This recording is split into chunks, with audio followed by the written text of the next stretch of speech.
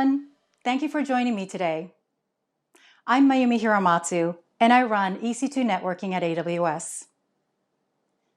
Before joining AWS, I was at Infor, one of the largest AWS partners, and I ran cloud technology and operations using AWS technologies.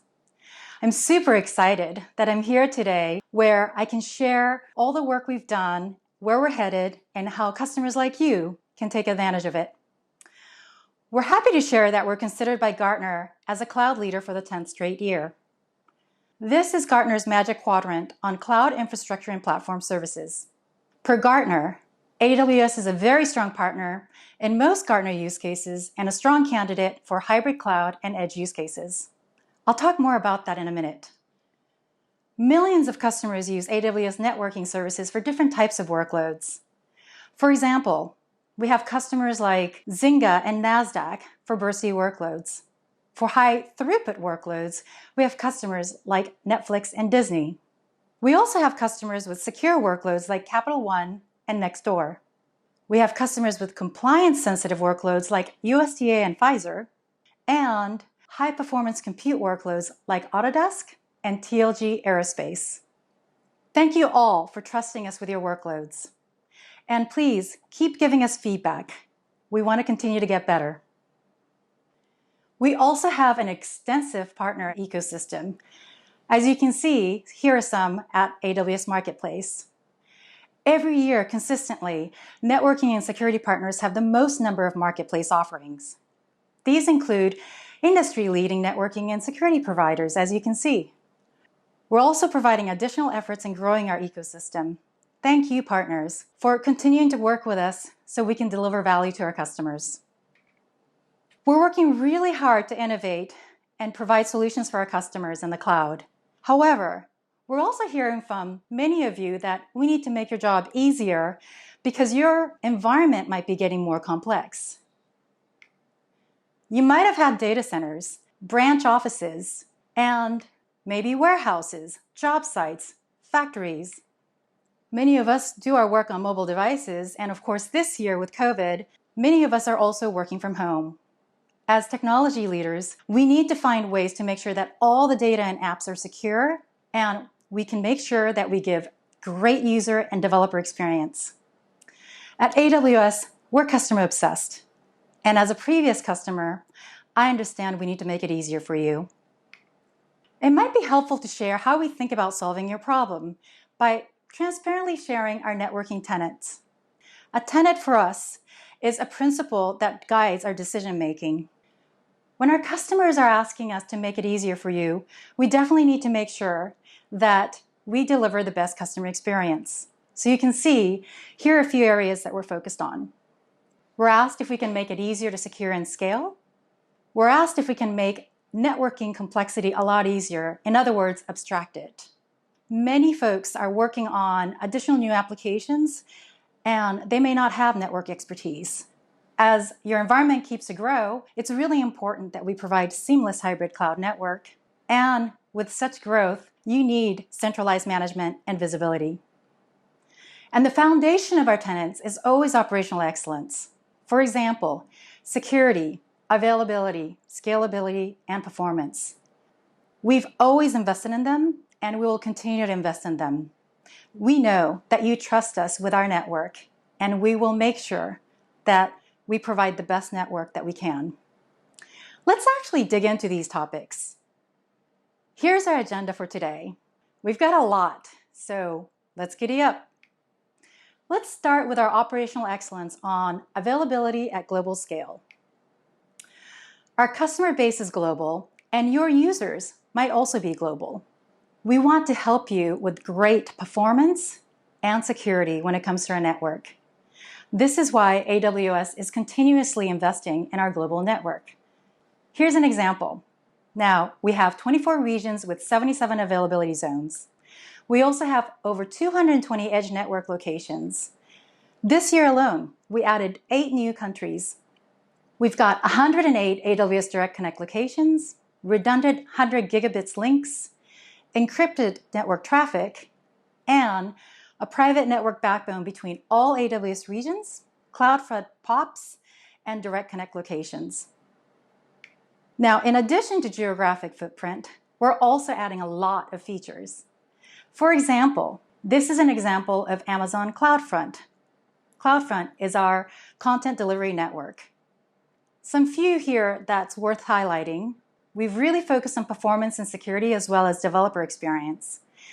Recently, we've launched real-time logging, TLS 1.3 support, native Broadly encryption, and Origin Shield. Origin Shield is a centralized caching layer that helps increase your cache hit ratio to reduce the load on your origin. It also decreases your origin operating cost by collapsing requests across regions to your origin per object. Let's dive into TLS 1.3. TLS 1.3 provides better performance. It's got a simpler handshake process that requires less round trips. It also removes legacy features and old cipher suites. We're happy to share that we've seen up to 33% reduction in TLS negotiation time. Also happy to share that TLS 1.3 is now enabled by default on CloudFront, and about 60% of our customers are already using this. Here's a customer who's taking advantage of our global speed for their innovation. Coca-Cola has an application called Freestyle. This is actually pretty cool. You can essentially provide your preference out of 200 beverages they have, and your preference is like if you like sugar or not, or if you want caffeine or not. And we enable this by hosting a small, lightweight mobile experience on CloudFront.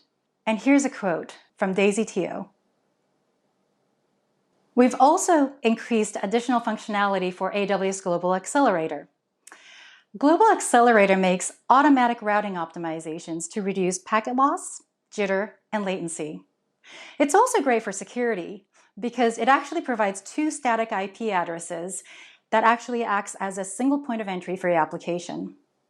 Customers use Global Accelerator to improve user experience for all sorts of applications. For example, Riot Games uses it, and they use it to rapidly scale their game launch globally and reduce lag and packet loss.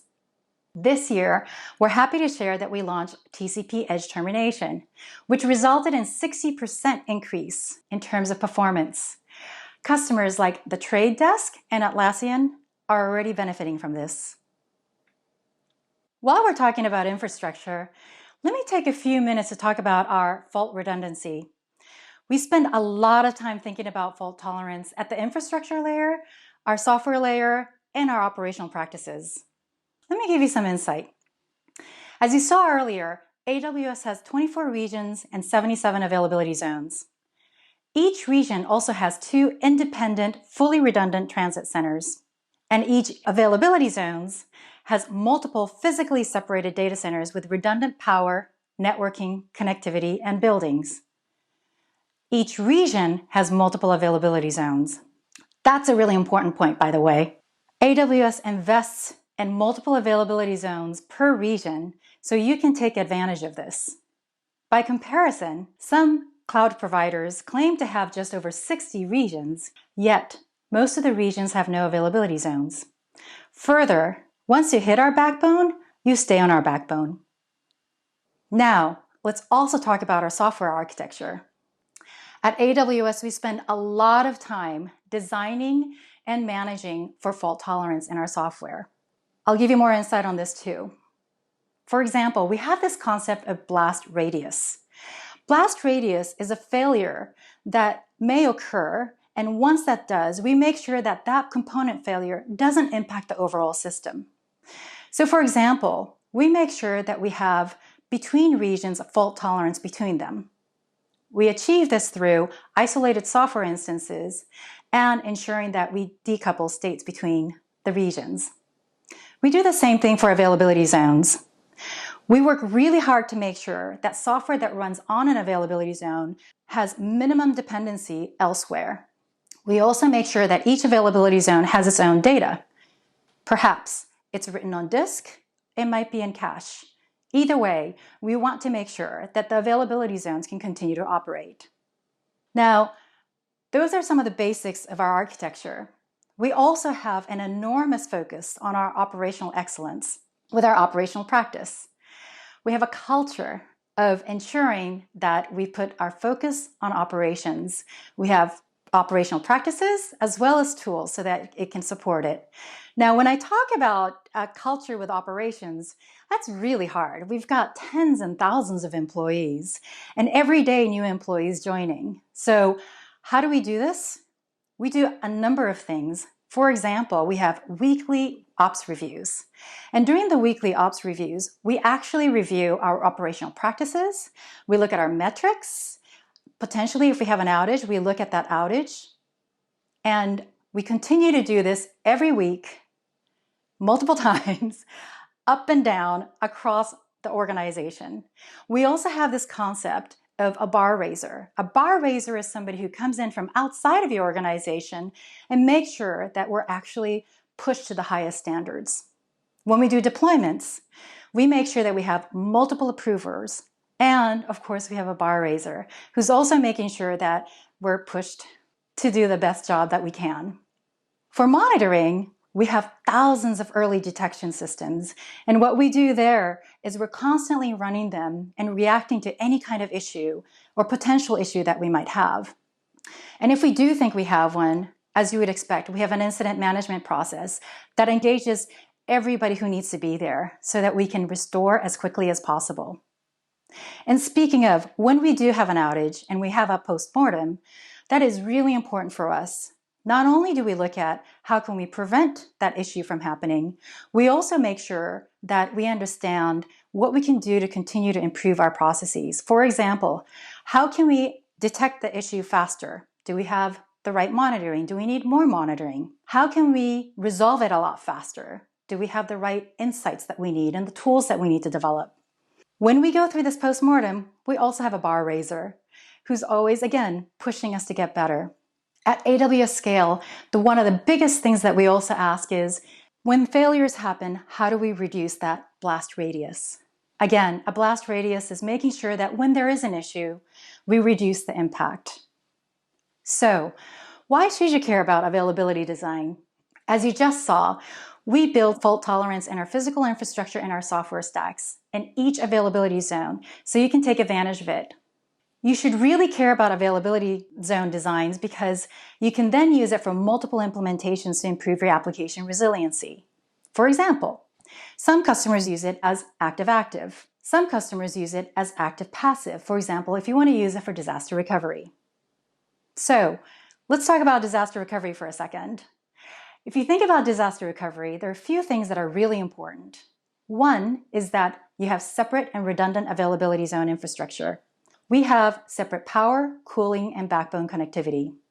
The facilities should also be meaningful separation of distance and built in geopolitically stable locations, meaning if there's an earthquake in one location, you want to make sure that the other availability zone is not impacted. So, at AWS, we have multiple availability zones in every AWS region. This is actually really unique. In fact, Gartner also called it out as meaningful differentiator. We discussed leveraging our availability zones for your highly available applications. Now, let's talk about how you can continue to do that and deploy applications with scale and resilience. Customers are telling us that the application landscape is also evolving. What started off as a data center and possibly branches are now applications running on mobile and edge locations. And of course, you've got AWS Cloud Provider. Compute types are also evolving. What started off as instances, now you have containers and serverless. And then the application types are also evolving. You've got web services, mobile services, IT enterprise services, IoT, and virtual appliances. It's great that we have all these options, but I can understand that this could be hard to manage and operate. To meet your evolving application landscape, we've been evolving our load balancers as well. Our goal with load balancing is that we provide a managed load balancer for any application. As you know, Elastic Load Balancer is a managed service integrated with the AWS ecosystem. It's highly available, scalable through autoscaling, provides security such as certificate management, and helps with resiliency with built-in monitoring and management. We started off with classic load balancer, but as the needs started to grow between layer 4 and layer 7, we actually split them. And now, as you're probably familiar, we have application load balancer for layer 7 and network load balancer for layer 4. We currently support EC2, containers, Lambda, and Kubernetes.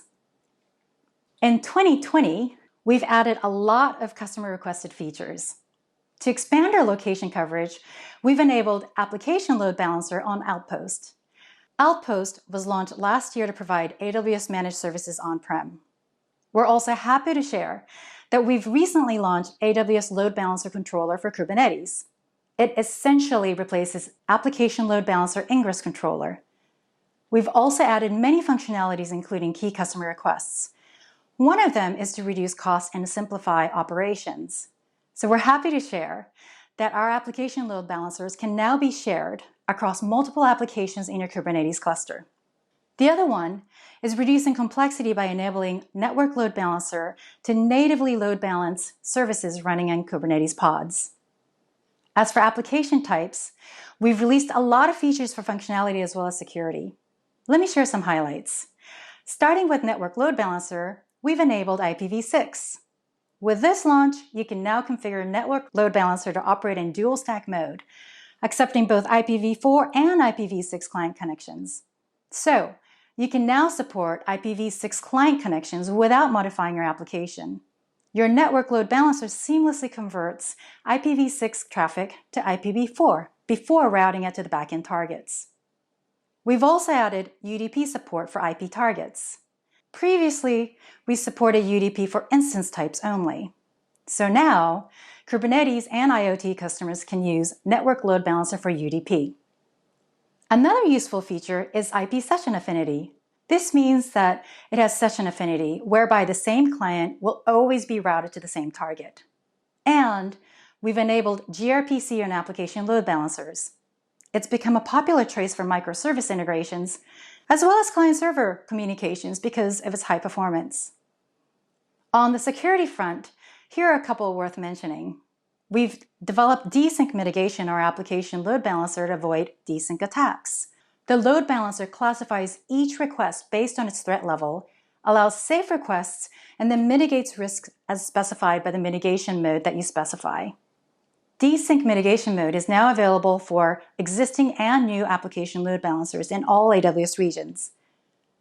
For our network load balancer, we've also enabled Application Layer Protocol Negotiation, ALPN, a TLS extension that allows application layer to negotiate which protocol should be performed over a secure connection.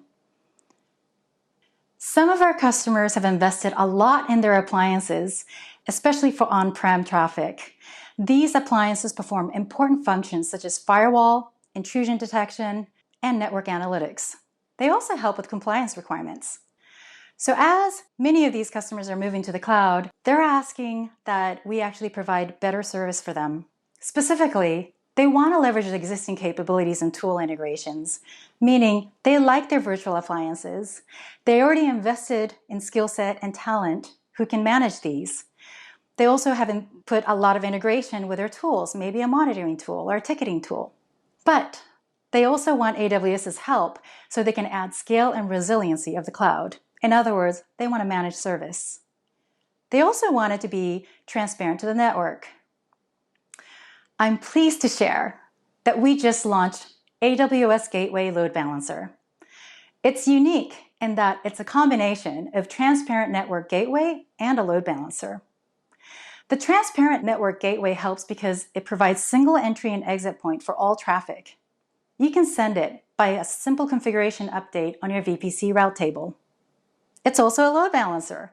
So for example, all the load balancing capabilities you do today apply. What you like in terms of scalability, you can actually add another virtual appliance and we will auto scale for you.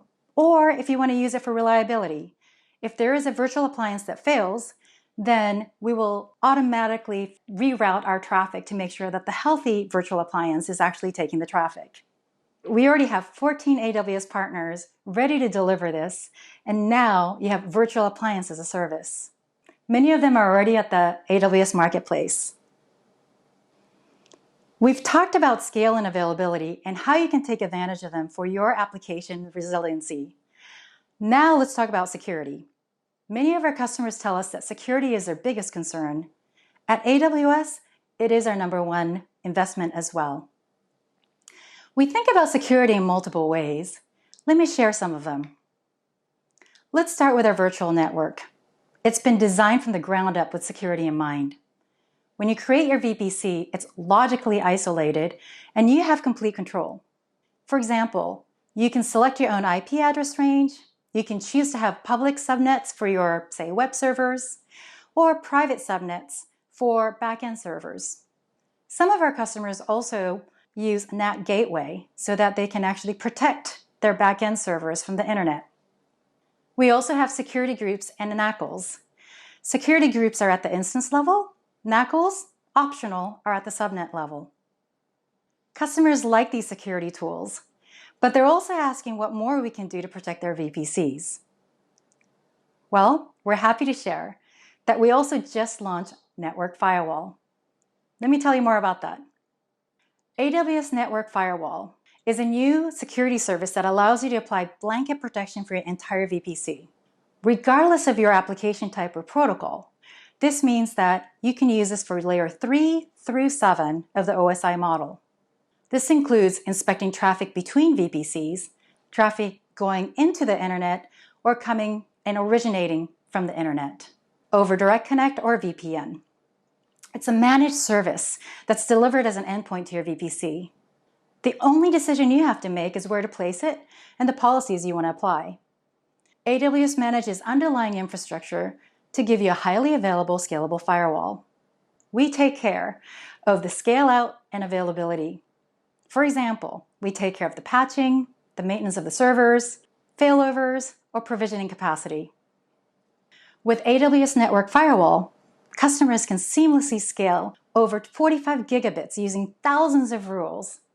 It's highly configurable too, and complements your existing security groups and NACLs by offering fine-grained controls beyond just source and destination IP, port, and protocol. Finally, AWS Network Firewall is integrated with your existing security ecosystem.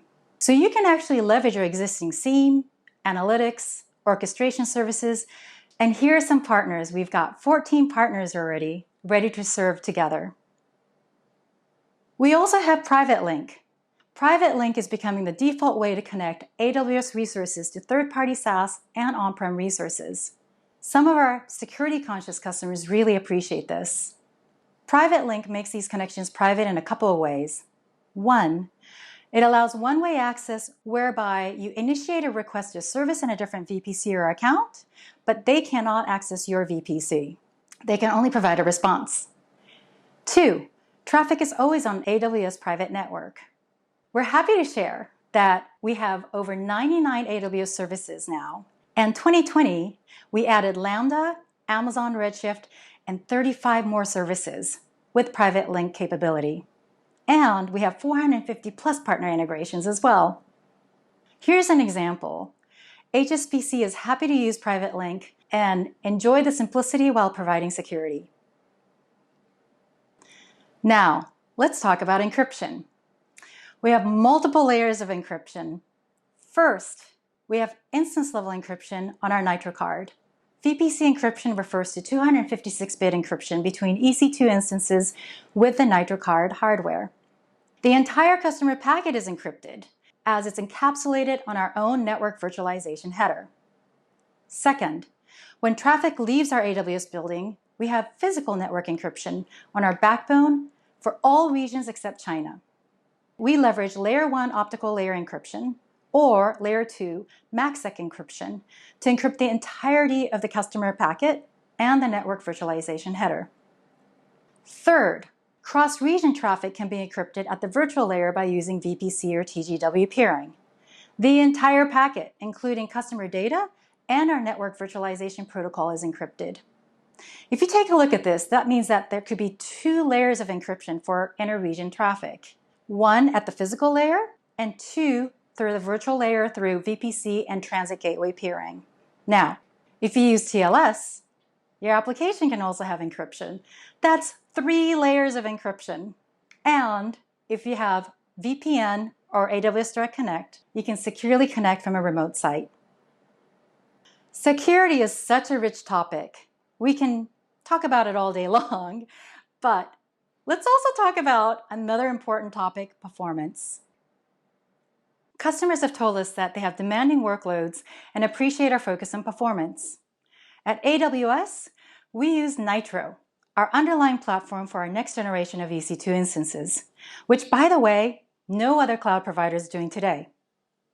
This is why it matters to you. First, you can take advantage of the performance. AWS Instance can dedicate the full power of the CPU for your workloads and offload the networking, security, and virtualization functions to dedicated hardware designated specifically by and for AWS. Second, you can leverage it for security. VPC virtualization and things like security groups are evaluated on the Nitro system, which is physically separate from the instance. Operators have no access to it, and the only way to interact with it is through this narrow set of authentication APIs, only open to the control plane. So here's an example of what that looks like. This is done by the third-party Enterprise Strategy Group, and this is last year's data. This means that you have better throughput, latency, and packets per second. For example, you can see that the throughput, we can actually handle 90 gigabits per second. And for packets per second, we're also 5.05 million packets per second. In both cases, you can see that competition is nowhere near us. And then if you look at latency, here, we're also exceeding competition. Latency is at 27 microseconds. So there are two ways to think about this. One is that you have better performance, but two is that you have better price performance. That means that we can handle more workloads on these instances, which means that the cost is going to be lower for you. Gaming companies like Mobile Premier League can maintain an API latency of 30 milliseconds or less. They're continuously optimizing their architecture for better performance and lower cost. And customers like Spotify and Disney really appreciate the increased throughput they get to have. Now remember, that was last year's data. So we've still been working hard to provide better performance this year. And we're happy to share that we now have 2 additional compute-optimized instances that are great for networking. They're both powered by Nitro. If you look on the left, we have C6GN. These are great for network appliances, load balancers, and other performance-intensive workloads. They're Graviton-based, they can handle 100 gigabits of networking, and they provide 40% price performance compared to C5N. And for machine learning training, we also have P4D. These are GPU-based. They're first in cloud in terms of 400 gigabits of instance networking. So these are too new to have third-party benchmarking data, but here's an example of a quote from GE, who's now using our P4D instances and really happy with the results. We just spent the last few sections talking about our operational excellence. Scale, availability, security, and performance. We have always invested in them and will always do so. However, customers are asking us to extend our capabilities in the cloud beyond our cloud. They have on-prem systems, and they want us to bridge between their on-prem systems and our cloud. It's still a hybrid world.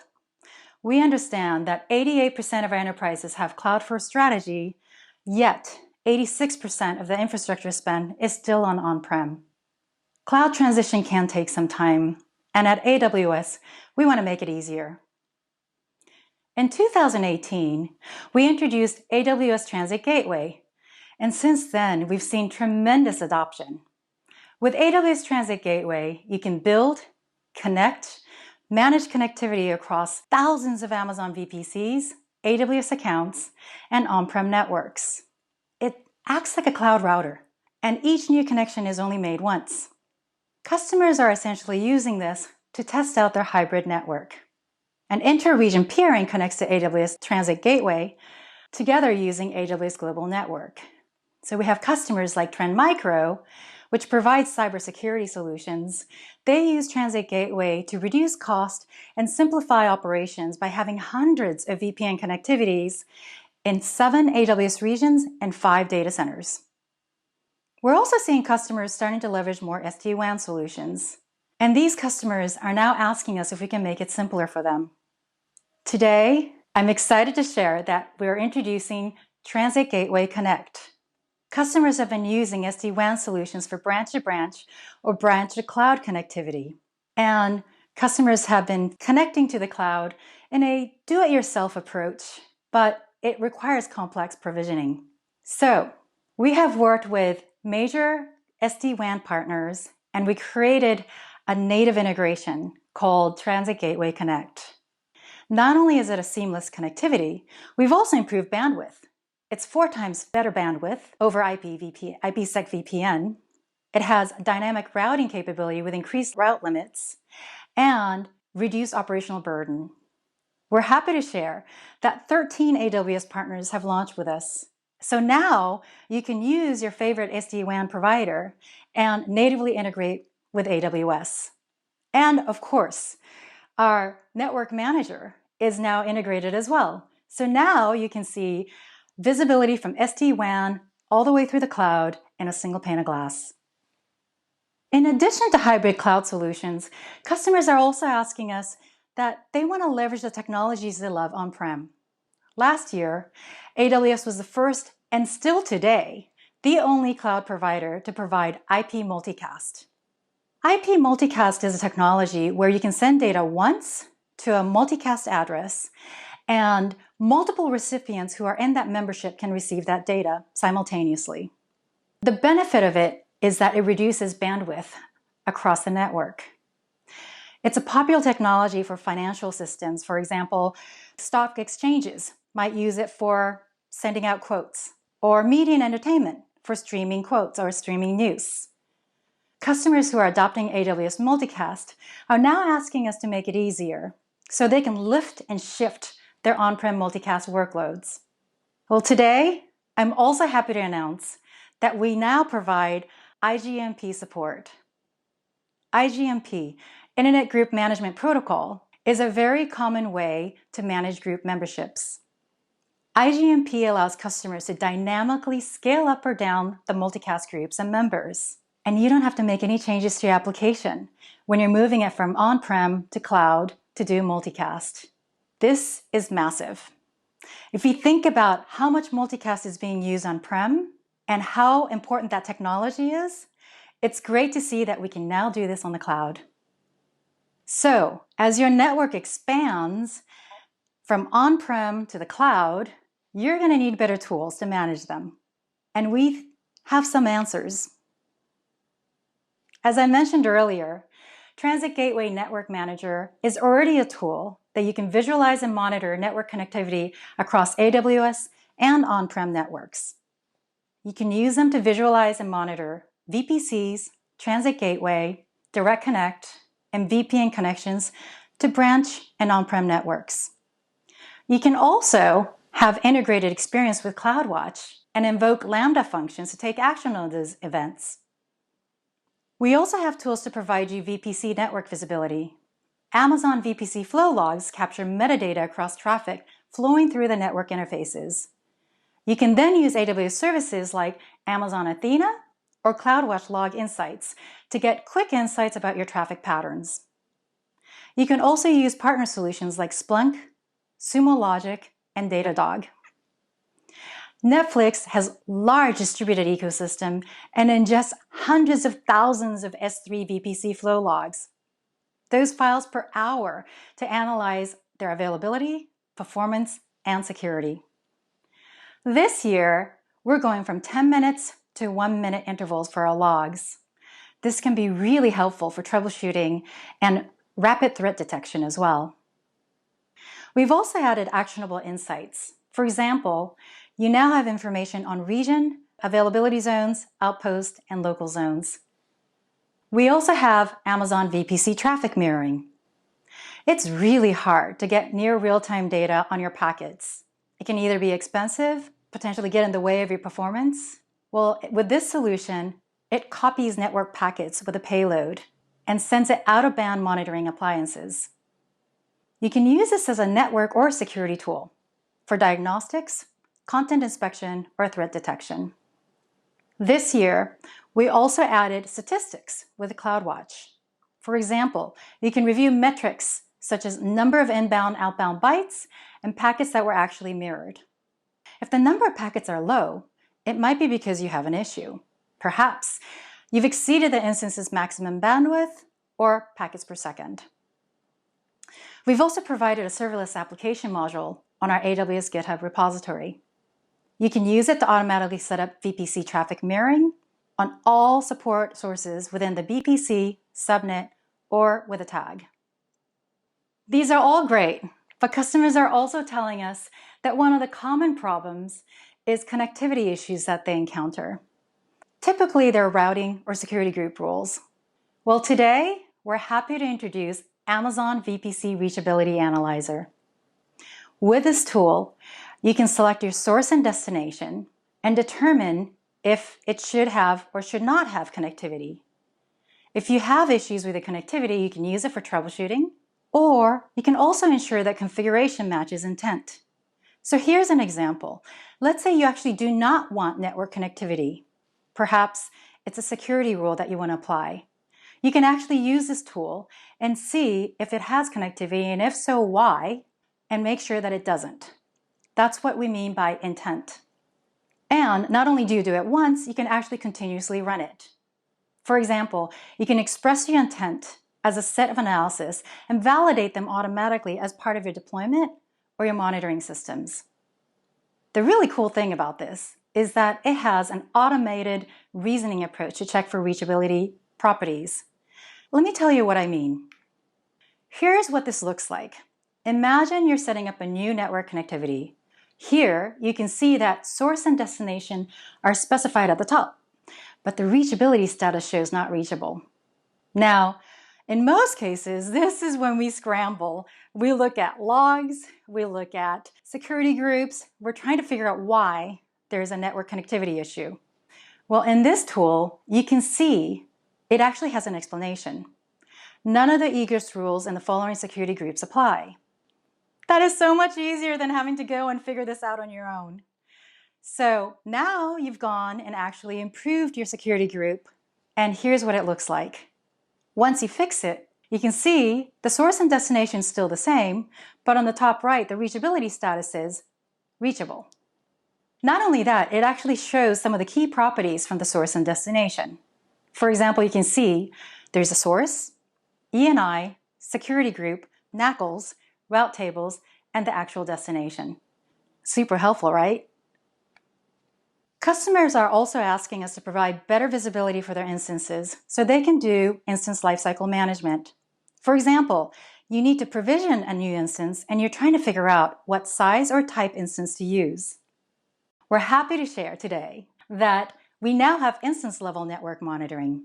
You can use this tool to plan, monitor, and troubleshoot. Let's start with planning. Amazon EC2 defines network maximums at instance level. So for example, bandwidth capacity. Each EC2 instance has a maximum bandwidth. Also, packet per second performance. Each instance has maximum packet per second performance as well. We also track connections. Security group tracks each connection established to ensure that the return packets are delivered as expected. There's a maximum number of connections that can be tracked per instance. We also have link local service access. EC2 provides maximum of 1,024 packets per second per network interface for traffic, such as the internal service like DNS. Don't worry, these services don't interfere with your traffic. But if it does get saturated, it either gets queued up or the packets might get dropped. Now, with all this information in hand, here's what you could do. You could actually try different instances, instance types or sizes, and test them out. And that way you can benchmark it and see which instance you want to go with, depending on your business SLA. You can then continue to use the tool for monitoring and troubleshoot if you have network issues. Maybe this was the right instance when you started, but your business is growing, or maybe you have spiky traffic and you actually want to provide a bigger instance. A lot of our internal AWS services are now using this tool and find it really super helpful. We hope that you find it helpful too. Today, I share transparently about our tenets, our operational excellence of security, availability, performance, and scalability, and how we're continuing to invest in them through our operational practice and design. I also shared how we want to make this cloud journey easier for you, with the other tenet of delivering the best customer experience. As your environment across locations and devices get complex, we want to provide that seamless experience for you, for your engineers, and for your end users. Our strategy behind the entire portfolio of networking services is to deliver just that. We want to deliver that secure, reliable, performant experience for all your users and engineers, regardless of their location, whether they're coming from the data center, branch, edge locations, home offices, or on the go. I hope today's session provided you an overview with our strategy, investments, and how you can take advantage of our latest technologies. With this reInvent, we have 23 network-related sessions. Here are some highlights. Thank you so much for joining me today. We really value your feedback. Please complete the survey that follows after this session. Have a wonderful day.